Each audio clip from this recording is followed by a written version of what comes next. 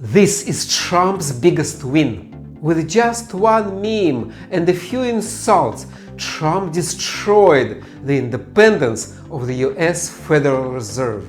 The independence of the US Federal Reserve has been a cornerstone of the American capitalism. And Donald Trump changed it like that. And this changes everything. If you watch the American official media like CNN or MSNBC, they will tell you that Donald Trump's presidency is all chaos, dysfunction and incompetence. Never mind the fact that it comes from the same people who told you that Joe Biden was the most capable, youngest and healthiest president in history, the president with most votes.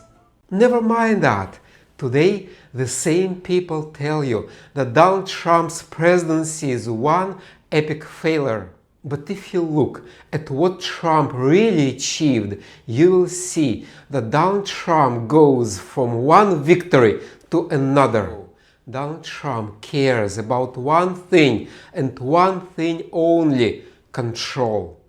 And by now, he controls the Supreme Court, the US Senate, the US House of Representatives. He just fired the FTC commissioner and got the Supreme Court to approve it. But Trump's biggest battle is against the US Federal Reserve, the money printing machine. If he gets the Fed, he will get the money. And here he's winning again.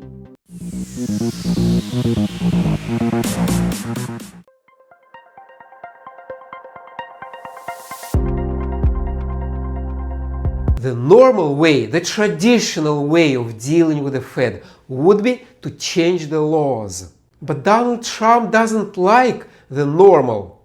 He can't work with Congress. We have very large differences. Instead, he's using the indirect approach, the workaround approach, bullying, and it works. Yeah! Donald Trump attacked the Fed in 3 steps. First, he called Jerome Powell stupid. Stupid guy. Second, he made a meme. And third, he tried to fire the Fed's official.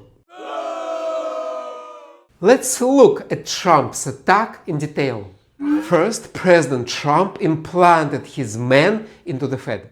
Stephen Myron served in the first Trump administration. He wants to put the Fed officials under clear control of the president, and he wants to nationalize the Fed's 12 regional banks. Is it just me, or it sounds like a revolution? Yes! Second, Donald Trump fired Lisa Cook from the Fed. She's now fighting her firing at the courts, but still, no other president would even think about firing the Fed's official. Third, Donald Trump is constantly harassing Jerome Powell and calls him stupid. So we have a stupid person, frankly, at the Fed. It's this committee that makes decisions on monetary policy of the US. And this committee has 12 members. So, to pass the decision, Donald Trump would need 7 votes. Right now, he has 3. Does that mean that Donald Trump needs 4 more votes? Is my math correct? No. Trump has got the Fed already. Trump doesn't need 4 more votes because the existing 12 members will vote however Donald Trump wants them to. Here's the proof. The Fed cut the policy rate. The Fed cut the policy rate and issued this statement. The Fed said that unemployment is low and inflation is high. The Fed's statement contradicts the Fed's action. If the Fed was a person, it would need a psychiatrist. And in his press conference, Jerome Powell said, yes, we cut the policy rate, but it doesn't matter.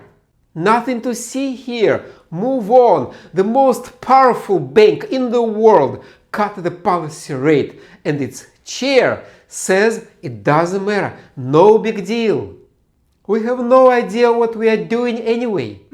Under such conditions, the US Federal Reserve is supposed to raise the policy rate. That's textbook economics. Kids know that. Even newborn babies know that. And the US Federal Reserve doesn't. The Fed is doing the exact opposite of what they're supposed to do. Why? Because Trump told them to. Because Trump is strong and the US Fed is weak. The Fed's officials are all academics who sincerely believe that the meaning of life is to write academic papers for peer-reviewed journals. They are all graduates from top universities who never held a real job. And I know writing academic papers is job, I think. But they never held a job when you have to work a lot for a little pay with lots of responsibilities and no benefits. So when Donald Trump attacks, they surrender. So this fight, Trump against the Fed, it's like a boxing match of a heavyweight champion and a piano teacher. And when in May Jerome Powell leaves and Donald Trump appoints a new chair, his takeover of the Fed will be complete. After that, the US Federal Reserve will do everything Trump wants them to. Cut the policy rate, print money, fund the new Trump Tower, fly to the moon, wherever it takes to please the president. You know, it's fascinating that the US Congress created the Federal Reserve for this exact moment. They wanted a powerful, independent central bank that would stand up to the president. But today's Fed is so weak and toothless and spineless, they gave up. They gave up and gave in to the president. The era of the independent Federal Reserve is over. Let's sum up how Trump defeated the Fed. He drew a meme, he insulted Jerome Powell, and he did not fire the Fed's official. He tried to fire her, but the courts let her stay. And that was enough for the Fed to fall. The Fed crumbled under the slightest pressure. The US Federal Reserve was this impotent. The Fed could have used the might of American laws and the power of financial markets, but they didn't even try. As a mainstream economist, I am supposed to say this. Of course, the central bank should be free.